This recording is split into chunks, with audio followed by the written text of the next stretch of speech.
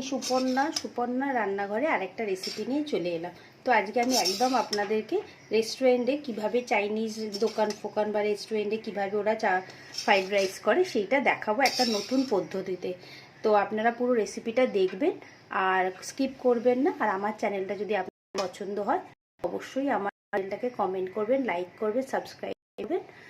চলুন না বাড়িয়ে এবার আমি চিকেন ফ্রাইড রাইসটা আপনাদেরকে দেখাচ্ছি। ফ্রাইড রাইসটার জন্যে আমি আগে চিকেনটা একটুখানি ম্যারিনেট করে নিচ্ছি। এর মধ্যে আমি পেঁয়াজের গুঁড়ো দিয়ে দিলাম 1.5 চামচ মতো, রসুন গুঁড়ো দিয়ে দিলাম 1 চামচ, আর 1 চামচ দিয়ে দিলাম আদা গুঁড়ো। আমি একটু পেপরিকা পাউডার দিয়ে দিলাম, অল্প একটুখানি নুন দিয়ে দিলাম, একটা লেবুর রস দিয়ে দেবো এর মধ্যে।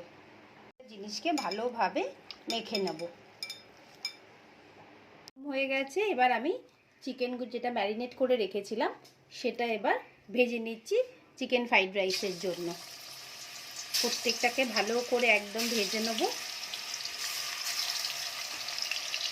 একবার আমি লাল করে ভেজে নিয়েছি, এবার আমি চিকেনটাকে আগে উঠিয়ে নেব।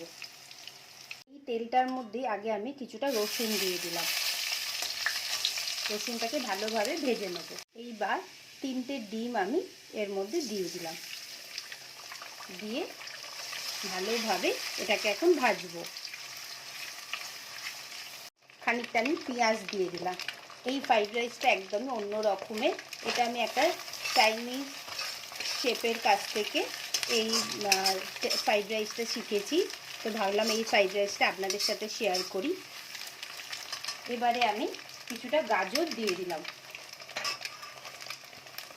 গাজর আর কাঁচা লঙ্কা একসাথে দিয়ে দিলাম, দিয়ে ভালো করে এগুলোকে মিক্স করে দেবো। এখন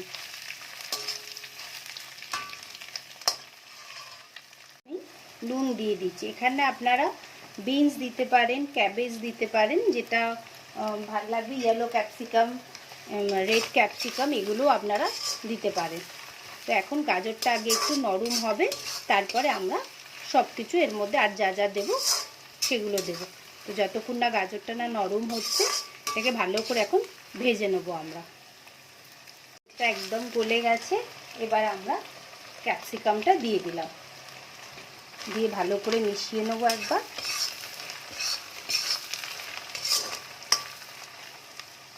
রাইসটা মিশিয়ে দিলাম, সয়া সস দিয়ে দিলাম, লাইট সয়া সস দিলাম, আর অল্প একটুখানি আমি গোলমরিচ দিয়ে দিচ্ছি ওপর থেকে।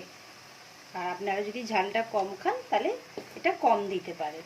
আর অল্প একটু স্প্রিং অনিয়ন দিয়ে দিলাম, অল্প একটুখানি চিনি দিয়ে দিলাম, আর সামান্য একটুখানি নুন দিয়ে দিলাম, পরে যদি দরকার লাগে তখন আবার দেব। এবার এগুলোকে ভালোভাবে এখন মিক্স করে নেব। আগে ভালো করে একটু মিক্স করে নিই।